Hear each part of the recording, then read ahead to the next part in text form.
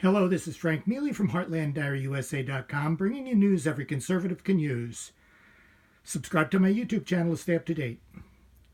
Well, today we've been looking at the first day of the impeachment hearings, and the star on the Republican side so far has been Jim Jordan. No surprise there. He was appointed specifically because he knows the case and knows how to present it.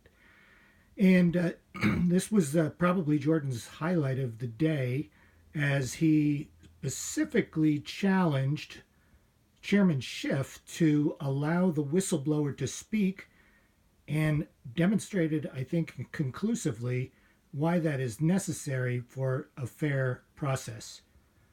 You can listen and judge for yourself. Chairman, 55 days between July 18th and September 11th that there was a delay on sending hard-earned tax dollars of the American people to Ukraine. We're not talking any country, we're talking Ukraine. Ernst & Young said one of the three most corrupt countries on the planet. Our witness on Friday, she testified in her deposition. Corruption is not just prevalent in Ukraine, it's the system. So our president said, time out.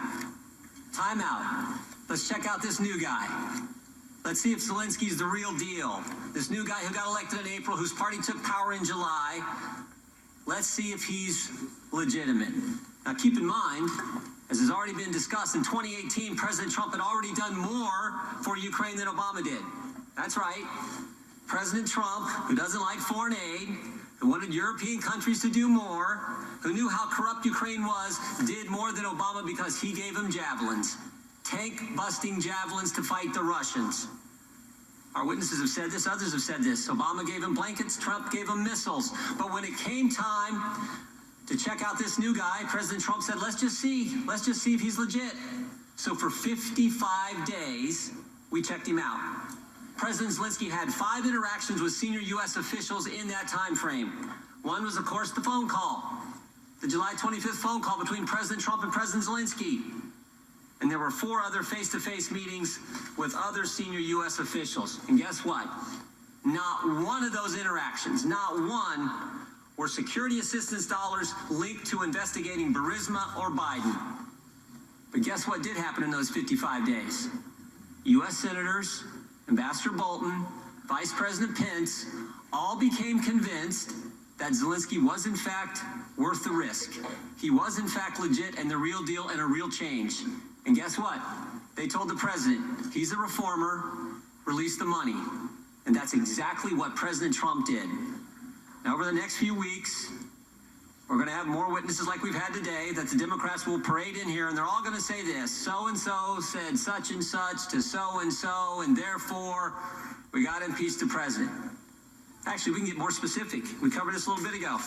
They'll say something like Ambassador Sondland said in his deposition, where he said, Ambassador Taylor recalls that Mr. Morrison told Ambassador Taylor that I told Mr. Morrison that I conveyed this message to Mr. Yarmouk on September 1st, 2019 in connection with Vice President Pence's visit to Warsaw and a meeting with President Zelensky. And if you can follow that, that's the Democrats' plan and why they want to impeach the president. That's what we're going to hear over the next couple weeks. That's what we're going to hear. But no matter what they do, no matter how many witnesses they bring in here, 4 facts will not change, have not changed, will never change. The call shows no linkage between dollars and the investigation into Burisma or the Bidens. President Trump and President Zelensky have both said on the call there was no linkage, there was no pressure, there was no pushing. Ukrainians didn't even know the aid was withheld at the time of the phone call, and most importantly, as has been pointed out, the Ukrainians didn't take any specific action relative to investigations to get the money released. Now, there is one witness that they won't bring in front of us, they won't bring in front of the American people, and that's the guy who started it all, the whistleblower. Nope, 435 members of Congress, only one gets to know who that person is. Only one member of Congress has a staff that gets to talk to that person. The rest of us don't. Only Chairman Schiff knows who the whistleblower is. We don't.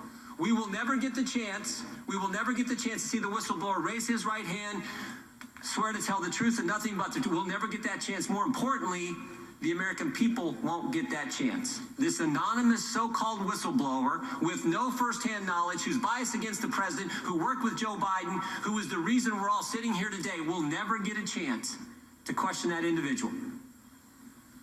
Democrats are trying to impeach the president based on all that, 11 and a half months before an election. We'll not get to check out his credibility, his motivations, his bias. I said this last week, but this is a sad day. This is a sad day for this country. You think about what the Democrats have put our nation through for the last 3 years. Started July of 2016 when they spied on 2 American citizens associated with the presidential campaign, and all that unfolded with the Mueller investigation after that. And when that didn't work, here we are. Based on this. The American people see through all this. They understand the facts support the president. They understand this process is unfair. And they see through the whole darn sham. With that, I yield back.